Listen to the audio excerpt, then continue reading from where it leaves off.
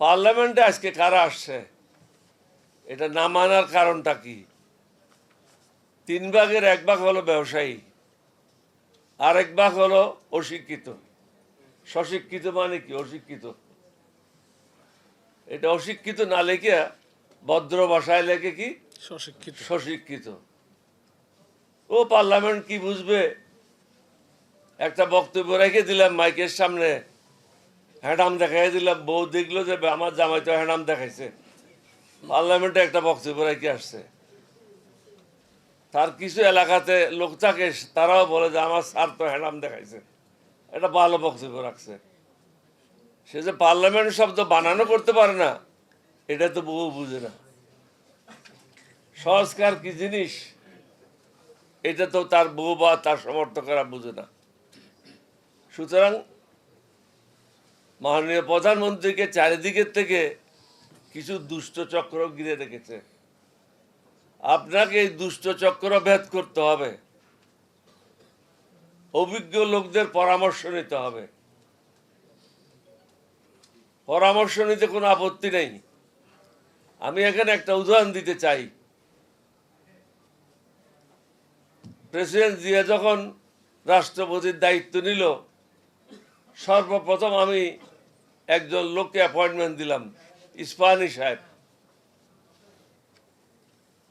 ইস্পাহানি সাহেব যখন রুমে ঢুকলো, উনি আমাকে টেলিফোন করলেন, বলে না সরি, ইস্পাহানি সাহেবকে যখন অ্যাপয়েন্টমেন্ট দিলাম, উনি যখন অ্যাপয়েন্টমেন্ট এটা কার্ডটাকে ওটা দেখার পরে উনি আমাকে ডাকলেন, ইস্পাহানি সাহেবের সাথে আমার কি করণীয়, ওনার কিসের জন্য তুমি অ্যাপয়েন্টমেন্ট দিয়েছ? আমি যেটা হয়তো আপনাকে আমি আগে বলা উচিত ছিল, আপনি কি ব্যবসা বুঝেন? আপনি তো আরবির থেকে আসছেন, ব্যবসা তো আপনি বুঝেন না, আমি বুঝি না। সুতরাং ইস্পাহানি সাহেব একজন ব্যবসায়ী যার বিরুদ্ধে কোনো অভিযোগ নেই, কোনো ধরনের অভিযোগ নেই। তার জীবনের সমস্ত রুজি রোজগার যা কিছু পুঁজি আছে সব কিছু তৎকালীন বাংলাদেশে, পূর্ব পাকিস্তানে করেছে, বর্তমান বাংলাদেশেই করেছে, অন্য জায়গায় সে কোনো পুঁজি করে নাই। তার বাড়ি হলো ইরানেই। সুতরাং তার কাছ থেকে সঠিক তথ্যগুলি পাবেন, কিভাবে ব্যবসা করতে হয়, কিভাবে ব্যবসায়ীরা ফাঁকি দেয়, ট্যাক্স কিভাবে ফাঁকি দেয়, সরকারের কি করণীয়, ব্যবসায়ীদেরকে আরও উৎসাহিত করার জন্য কি করণীয়। আপনি শুধু শুনতে থাকবেন, মাঝে মাঝে প্রশ্ন করবেন। উনি আমাকে বললেন যে এটা আগে বলো নাই কেন? আমি যে আগে বলি নাই, আসলে তাড়াহুড়োর মধ্যে ছিলাম, যার কারণে এটা বলতে পারি নাই।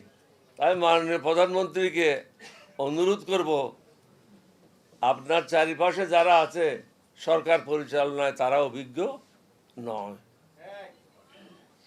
সুতরাং আপনাকে বিপদগামী করছে। রেজাল্ট কি হবে? আমরা যারা 11 দলীয় ঐক্য জোটে আছি, আমরা সিদ্ধান্ত নিয়েছি এখানে আমরা ক্ষান্ত হব না।